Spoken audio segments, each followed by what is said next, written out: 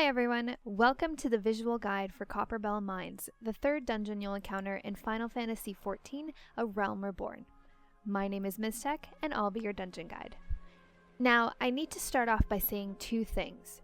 First, out of the first three starter instances, this one is my favorite. It kind of reminds me of the original VC in WoW, what with using gunpowder to blast through mines and stuff.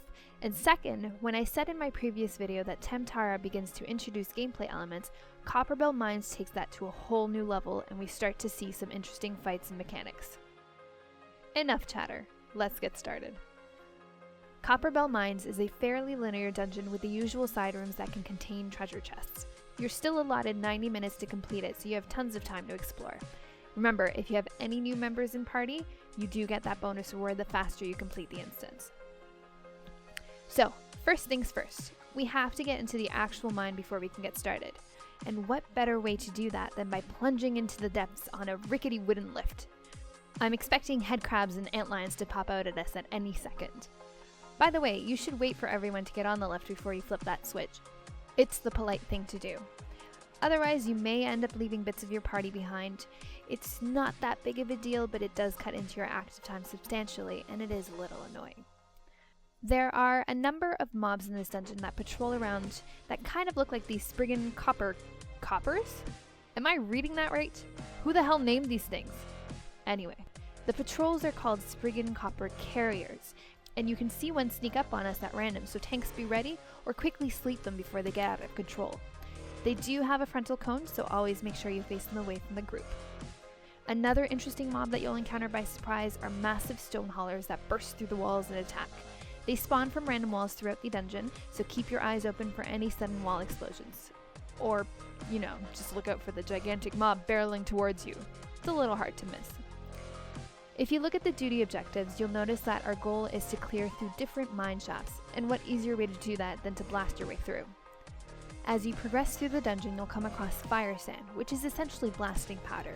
Combine this with the blasting devices you'll find in various tunnels, and you'll be rewarded with not only 1/4 of your objectives complete, but also a pretty cool explosion.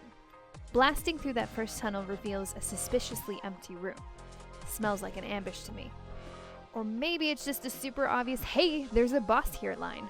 As soon as you enter, you'll start an event that spawns waves of enemies before ultimately spawning the first boss. These waves of enemies have small health pools and will die fairly quickly. Just make sure that the healer isn't being harassed and try to keep an eye out on your resources. It's easy to burn through all your TP and MP AoEing everything down. You get no relief between waves of adds until Kodos spawns, so try to save some energy for him. Once he does spawn, he does go down quite easily, especially if you have the energy left over to burn him down. You blast through more doors, kill some more mobs, go down another lift, pick up more fire sand to blast through more tunnels, and open chests that give you sweet loot. Oh, the life of an adventurer. The next boss is the Icarus Ire. This blob is probably the sole reason I like this instance so much. Finally, a boss with the mechanics that require you to pay attention to more than one thing. Now, going into this fight, I didn't really have any idea what to expect. We had been picking up gunpowder to use on blasting devices, so that was the first thing I noticed, and I figured we'd have to use it in the fight somehow. Then I saw that tiny little volcano-looking thing, so my first thought was, maybe we're supposed to blow this guy up. As you may notice, you can smash your buttons as hard as possible, but the ire takes very little damage. Using the blasting device spawns a blasting cap from that mini volcano. It might be worth assigning a specific person to handle the detonator to avoid confusion. Here's what not to do. Don't DPS the bomb ad until you're set up. Technically, you don't even have to do DPS to the bomb. After a short time, the bomb will begin to set itself off, signified by the angry red circle of death around it. Everyone needs to get out of the circle or suffer the effects of the blast. However, the ire should be kept within the bomb's blast radius. This is relatively easy to do as it moves very, very slowly. Tanks should position the ire next to the bomb and run away as soon as the bomb starts to cast. This blast is the only thing that will damage the ire, splitting it in two.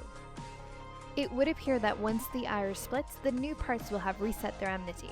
While DPS really has no reason to be on the boss in the first place, be careful not to pull off aggro. While all of this happens, a Spriggan ad will spawn and attempt to obstruct your progress during the fight by attacking the blasting cap. The way we dealt with this is killing them as soon as they popped up. It's not like we were doing much else anyways.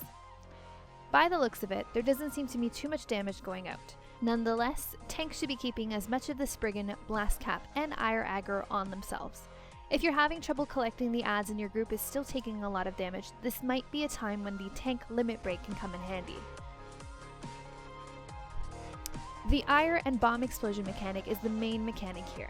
The Ire needs to suffer through 3 blasts in total until it's split into 8 tiny Ires, at which point you can begin to DPS or AoE them down.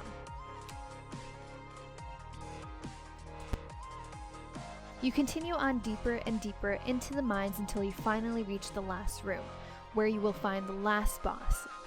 GYGES? Let's call him GYGES the Great. He's very similar to all the other mobs that smashed out of the walls to attack you throughout the instance. Just remember to keep him turned away from the group. Now, you may notice 2 targetable areas in his room. Level ... boulders. GYGES will eventually run over to one of those walls and smash right through it. You can still DPS him at this point, so there's no reason to stop. Once he smashes through that wall, a new tunnel opens that will continuously spawn new adds. These adds will fixate on the other wall and will run across the room to try to break down that wall on the other side. The DPS should switch to these adds immediately and prevent them from smashing through. Since the adds fixate on those walls, the DPS doesn't have to worry about enmity at all, so go nuts. Once that add is dead, throw in some DPS on GYGES before the next one spawns. The group that I had for this dungeon was quite competent, so we didn't actually get to see what would happen if the add was successful in smashing through that wall.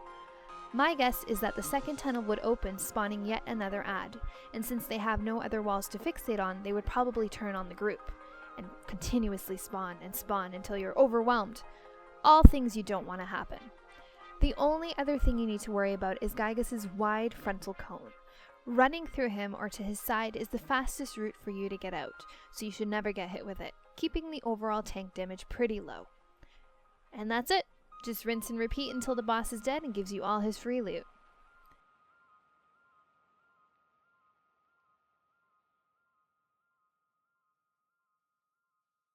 And there you go. Great work, team. Coming up next, we have the 1000 Maws of Totorak, or Ifrit. Either way, it'll be fun. Till next time!